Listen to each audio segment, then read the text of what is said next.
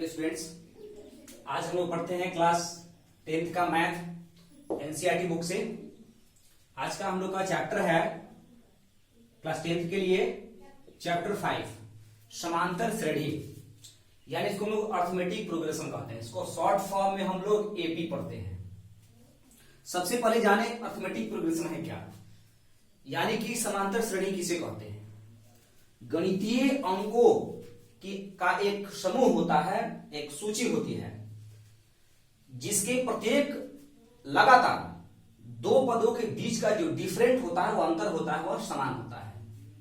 इस लिस्ट को ही या इस हम लोग श्रेणी को ही, इस गणितीय अंकों के समूह को ही हम लोग समांतर श्रेणी कहते हैं। जैसे एग्जाम्पल यहाँ पे हम दे रहे हैं एक समांतर श्रेणी का, फिर इसके बारे में हम लोग धीरे धीरे डिटेल से पढ़ेंगे। जैसे यहाँ पे हम 2, 6, 10, 14, 18 इस तरह से यहां देखते हैं। तो हमने यहां देखा कि 2 में 4 जोड़ते हैं तो 6 प्राप्त होगा। यानी कि एक ऐसे भी हम लोग एपी का परिभाषा दे सकते हैं कि किसी भी अंक में समान अंक, अगर किसी गणितीय अंक में समान अंक अगर जोड़ते जाएं तो इस प्रकार जो लिस्ट हमें तैयार होगा, इस प्रकार जो हमें श्रेणी प्राप्त होगा वह समांतर श्रेणी होगा। जरा यहां ध्यान से देखना होगा, 2 + 4 = 6। इसमें 2 में हमने क्या किया, 4 जोड़ा, 6 आया। 6 में हमने क्या किया, 4 जोड़ा, 10 आया। इसमें हमने 4 जोड़ा, 14 हुआ। इसमें हमने 4 जोड़ा, 18 हुआ। इसके बाद में अगर हम 4 जोड़ेंगे तो क्या होगा, 22 हो जाएगा। इसी तरह से हमारा यह जो सीरीज है क्या होगा, यह इनफाइनाइट तक, अनंत तक चलता जाएगा। इस प्रकार से अब हम लोग इसके बारे में डिटेल्स में जाने कि समांतर श्रेणी का जो मानक रूप क्या होता है। मानक रूप क्या होता है, यानी कि इसका मेन फॉर्म, यह किस रूप में रहता है। तो मानक रूप जो होता है, इसका होता है मानक रूप a + d, a + 2d और फिर a + n - 1 × d। इस प्रकार से इस फॉर्म में हमारा यह जो है, ये एपी का यह मानक रूप होता है, जिसको हम लोग इसको कहते हैं प्रथम पद,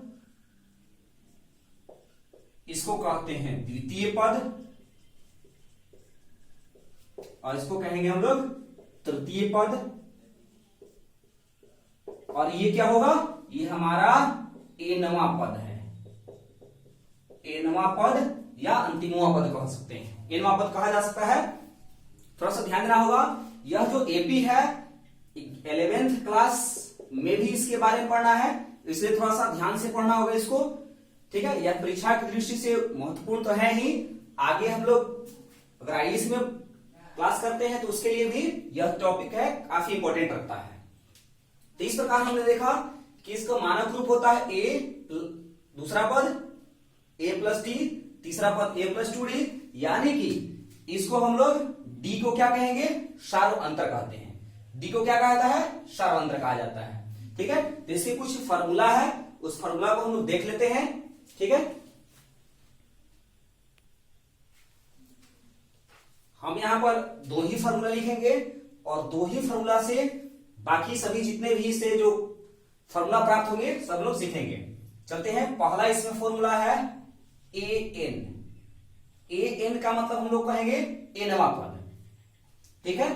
an बराबर a + n - 1 × d। यहां पे जहां n बराबर पदों की संख्या, an बराबर nवां पद, a बराबर प्रथम पद, ठीक है। d बराबर सार्व अंतर, ठीक है। इस तरह से हुआ, जहां n बराबर क्या होगा, पदों की संख्या, हम काउंट करेंगे कितने पद हैं।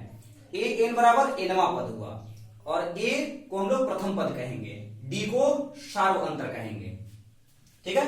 तो इसी से हमारा जो हुआ और भी कुछ सूत्र प्राप्त होगा। कैसे, तो इसमें अगर मान लीजिए a पूछे, a बराबर, अगर an पूछे, a दिया हो, n दिया हो, d दिया हो, तो n बराबर a + n - 1 × d लिखेंगे। जब प्रथम पद पूछे तो a n दिया है, a n - n minus 1 into D. ठीक है, इसके बाद में अगला हमारा सूत्र हो गया d बराबर हो जाएगा ए एन माइनस ए बटा में n माइनस 1। इसके बाद अगला सूत्र है n अगर पूछे n बराबर तो हो जाएगा ए एन माइनस ए बटा में डी प्लस 1। इस तरह से हमारा क्या हुआ, ये जो है एनवा पद हो गया, सॉरी एन हो गया। पदों की संख्या equal to A N minus A का होल बटा डी प्लस 1। ठीक है, तो ये जो है हमारा पहला सूत्र हुआ।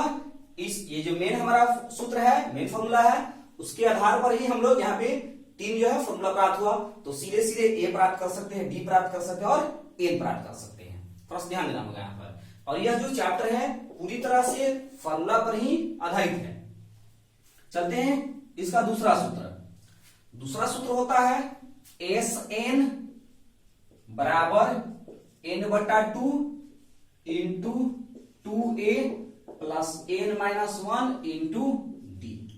ये हमारा जो हुआ एस एन का मतलब जहां एस एन बराबर एन पदों का योगफल। ठीक है, एस एन बराबर क्या होगा, एन पदों का योगफल होगा। और फिर एन का मतलब हो गया, एन का मतलब पदों की संख्या। फिर वही बात, ए बराबर प्रथम पद, एन बराबर तो ये क्या, डी बराबर शार्प अंतर।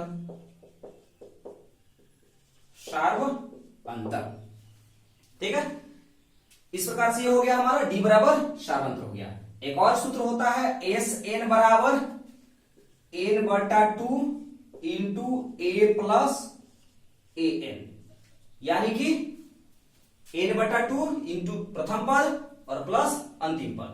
या इसको ऐसे भी हम लोग कह सकते हैं एन बटा 2 इंटू ए प्लस एल।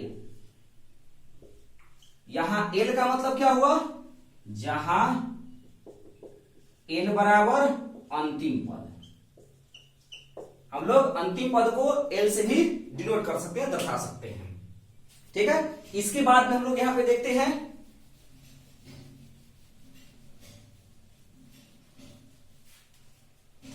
इसके बाद ध्यान देना होगा, यहां पर जो है d is equal to a2 minus a1, या कह सकते हैं लगातार दो पदों का अंतर। लेकिन जब लगातार पद नहीं दिए हो और d याद करना होगा तो d इज इक्वल टू एमवा पद, या ऐसे कह सकते हैं कि एनवा पद माइनस ए एन माइनस 1 बटा में, यहां पे देखिए थोड़ा सा हो जाएगा एन माइनस 1, या कह सकते हैं यहां पे A N minus A M N minus M. यहां ध्यान देना होगा, जहां ए एन बराबर एनवा पद और ए एम बराबर एमवा पद। यह जो ध्यान देना होगा, ये जो हमारा फॉर्मूला है, यह अगर एपी का कोई भी कहीं पर भी, कोई जरूरी नहीं है कि लगातार दो पद दिया ही रहना हो, लेकिन कोई भी अगर दो पद दे दे एपी का, तो उसका डी जो है शार्प अंतर ज्ञात करने के लिए हम लोग इस फॉर्मूले का इस्तेमाल कर सकते हैं। जैसे मान के चलिए यहां दिया हुआ है 2 4 6 8 10, यहां तो लगातार पद दिया है, तो किसी भी दो पदों को हम लोग या तो a2 माइनस a1 लिखें, या a3 माइनस a2 लिखें, या a4 माइनस a3 लिखें, या a5 माइनस a4 लिखें। लगातार दो पदों का अंतर हो गया। जैसे 4 में से 2 घटाएंगे, हमारा क्या प्राप्त हुआ, इन दोनों का डिफरेंट अंतर क्या हुआ, 2 हुआ। 6 4 ये दोनों लगातार पद है, इन दोनों का अंतर क्या होगा, 2 होगा। 8 और 6 लगातार पद है, इन दोनों का डिफरेंट क्या होगा? 2 होगा। 8 10 ये दोनों लगातार पद है, इन दोनों का डिफरेंट क्या होगा? 2 होगा। यानी कि इसका शार्प अंतर क्या है? इसका जो डी है वह 2 है। लेकिन अगर ऐसे दे दे, 2 दे, फिर इसके बाद एक पद छोड़ दे, फिर इसके बाद एक पद छोड़ दे, इसके बाद यहाँ पे 8 दे, तो हम करते क्या है कि जो पद दिया है यहाँ पे देखेंगे कौन सा पद दिया है, तो ये हमारा हो जाएगा एमवा पद, ए एम या एनवा पद जो भी हो, और यहाँ पे इसको हम लोग कहेंगे एनवा पद, ए एन। ठीक है, बाद में जो आएगा उसको हम लोग एनवा पद मानेंगे, जो पहले वाला है उसको एमवा पद मानेंगे। ये एनवा पद, ये एमवा पद, तो इसका डी क्या हो जाएगा? डी हमारा हो जाएगा A N minus A M, A N minus A M बटा में एन माइनस एम। तो देखते हैं हम लोग यहाँ पे एनवा पद क्या है, तो एनवा पद हमारा है 8 और एमवा पद क्या है? 2 है। तो एनवा पद का मतलब कौन? एन का यहाँ पे वैल्यू क्या है? 1 2 3 4, यहाँ पे क्या होगा? चौथा पद, ये हो गया A4, ये A4 है, यानी कि n के स्थान पे क्या है? 4 है, और ये m के स्थान पे क्या है? 1 है, तो यहाँ पे 4 माइनस 1, ये क्या हो जाएगा? 6 बटा में 3, 3 गुना 6 इक्वल टू 2। तो इस प्रकार से इसका डिफरेंस क्या हो गया? कॉमन डिफरेंस हो गया 2 प्राप्त हो गया। ठीक है, कोई भी जो एपी होता है, जैसे हम यहाँ पे 1 3 5 7 9 11 इस तरह से होगा, तो इसको हम लोग कहेंगे A1, इसको कहेंगे A2, इसको कहेंगे A3, इसको A4, इसको A5 और इसे A6। ठीक है, थोड़ा सा ध्यान से देखना होगा। यहाँ पे A1 का मतलब प्रथम पद, A2 का मतलब द्वितीय पद, A3 का मतलब तृतीय पद, A4 का मतलब चौथा पद, A5 का मतलब पांचवा पद, A6 का मतलब 11वां पद, और यहाँ पे A6 के स्थान पे अगर हम AL लिखना चाहें, क्योंकि ये अंतिमवा पद है, तो AL लिखना चाहेंगे तो L इक्वल टू कितना है? 6 है, यानी कि इसका छठवां पद। अगर इसको हम लोग AN के फॉर्म में लिखते हैं तो यहाँ पे N का वैल्यू कितना हो जाएगा? 5 हो जाएगा। इस तरह से हमने यहाँ पे अभी सूत्र देखा, अब कुछ एग्जाम्पल देख लेते हैं। दोनों जो भी हमने सूत्र देखा उस पर एग्जाम्पल कुछ देख लिया जाए, इसके बाद हम लोग चैप्टर में प्लेस करेंगे। ठीक है,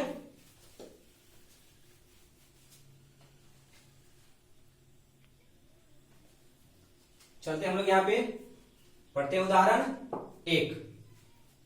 करा एपी 3/2 1/2 -1/2 -3/2 के लिए प्रथम पद ए और शार्प अंतर डी लिखिए। इसका प्रथम पद क्या है? तो हमने बताया कि जो भी एपी में अगर होगा तो उसका जो सबसे शुरुआत पद होगा, प्रथम पद, इसको हम लोग कहेंगे A1 या ए भी कहते हैं। ठीक है, तो यहाँ पे क्या हो जाएगा? इसका प्रथम पद क्या हो जाएगा? प्रथम पद A इज इक्वल टू क्या होगा? 3/2 होगा, और शार्प अंतर D इक्वल टू क्या होगा? तो यहाँ पे लगातार पद दिया हुआ है, कोई तो बीच में पद गैपिंग नहीं किया है, तो हम लोग लिखेंगे लगातार 2 पदों का अंतर, यानी कि A2 माइनस A1। तो हो जाएगा यहाँ पे क्या होगा?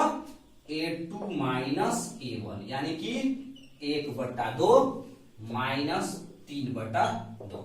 A2 में से A1, बाद वाले पद में से पहले वाले पद को घटाया जाता है, ध्यान देना होगा। तो क्या हो जाएगा? ये हो जाएगा 1 माइनस 3 का होल बटा 2, तो हो जाएगा -2/2 -1। इस तरह से इसका क्या हो जाएगा? इसका शार्प अंतर हो गया हमारा -1, ये आंसर।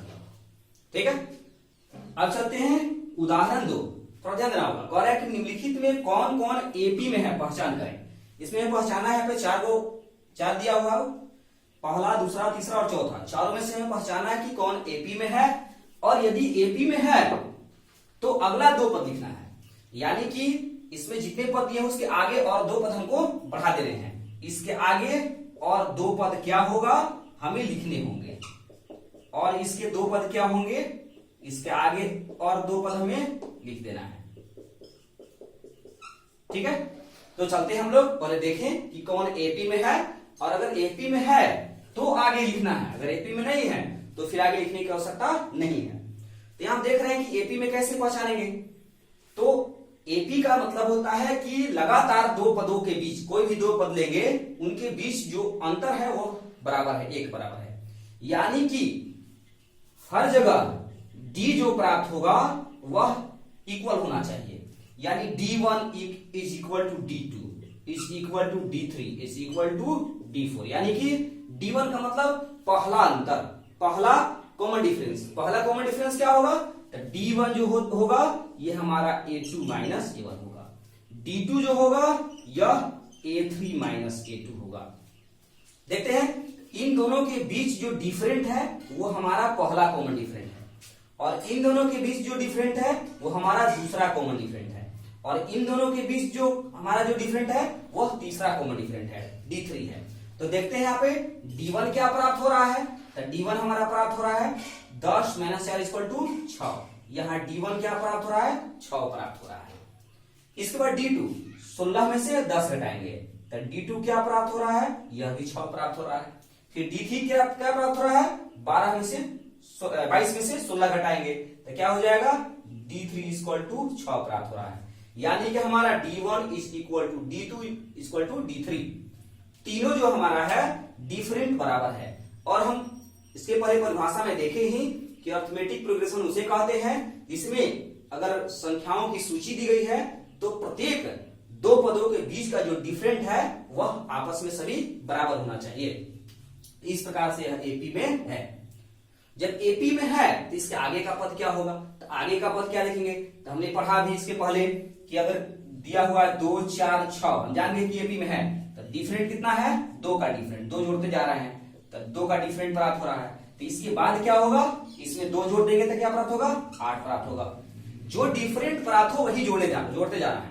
यहाँ डिफरेंट क्या प्राप्त हुआ, 6, तो जो लास्ट यहाँ पे है उसमें 6 जोड़ देंगे तो उसका अगला जो है हमारा प्राप्त हो जाएगा 22 6 28। इस प्रकार से अगला पद हो गया 28। फिर 28 का क्या हो जाएगा, तो 28 हो जाएगा 34 हो जाएगा। ठीक है, तो इस प्रकार से क्या हो गया, हमारा जो 2 पद हमने क्या किया, प्राप्त कर लिया। ठीक है, अब इसके बाद देखते हैं यह जो है एपी में है कि नहीं। तो इन दोनों के बीच का डिफरेंट देखें, इन दोनों के बीच का डिफरेंट देखें और इन दोनों बीच का डिफरेंट देखें।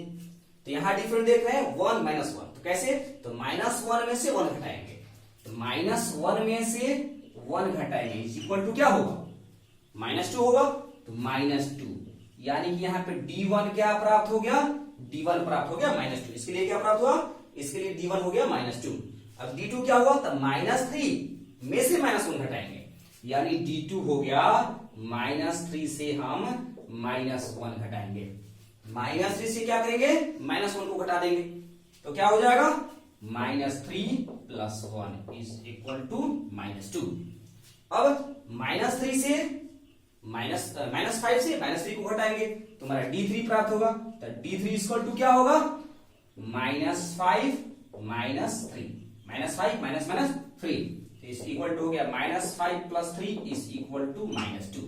तो इस तरह से हमारा क्या हो गया, D3 जो है वह -2 प्राप्त हो गया। ठीक है, तो यहां देख रहे हैं D1 is equal to D2 is equal to D3, ये तीनों जो डिफरेंट है वो आपस में बराबर है।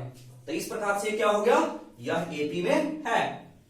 ठीक है, एपी में है तो इसके आगे वाला पद ज्ञात करेंगे, यानी हमारा डिफरेंट क्या प्राप्त हुआ है, -2 प्राप्त हुआ है। तो ध्यान से देखना होगा इसको।